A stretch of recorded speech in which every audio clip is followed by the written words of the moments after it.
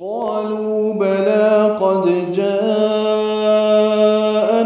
نذير فكذبنا وقلنا ما نزل الله من شيء إن أنتم إلا في ضلال كبير.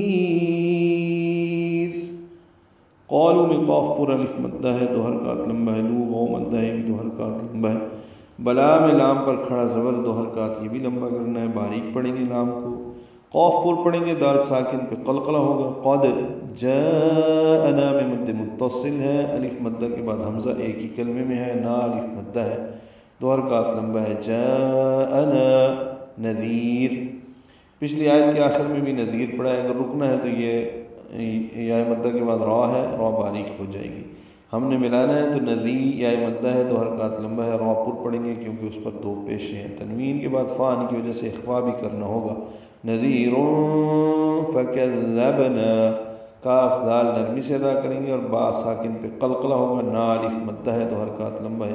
فکذبنا وقلنا، واو ہونڈ کی نا تمام گلائی سے ادا کریں گے، قاف پر پڑھیں گے. لام ساکن پہ اظہار ہے، یہاں پہ آگے نون آ رہا ہے، ادغام نہیں کر سکتے. وقلنا لام ساکن پہ اظہار ہوگا اور نا الف مدہ ہے، دو حرکات لمبا ہے. ما الف مدہ ہے، دو حرکات لمبا ہے. نزل نون کو ذات سے ملانا ہے، ذات صفیر کی آواز سے ادا کریں گے.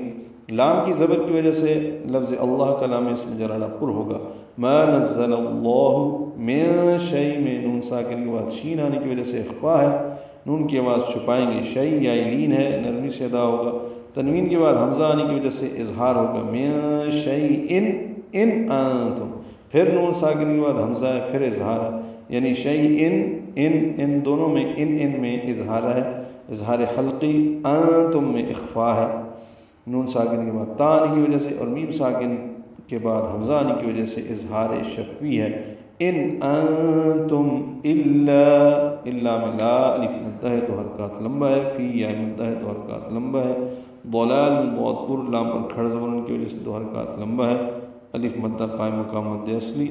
لین میں تنوین کے بعد کاف آنے کی وجہ سے اخفا ہے. ضلال کبیر، کاف باریک ہے، با کو لمبا کریں گے. یا مدہ کے بعد را ساکن آ گئی تو را باریک ہوگی، اور وقف کریں گے تو لمبا کریں گے. کبیر ملانے کی صورت میں را کے نیچے دو زیریں ہیں، تب بھی را باریک ہی رہے گی، لیکن آگے واو ہے تو ادغام کرنا ہوگا.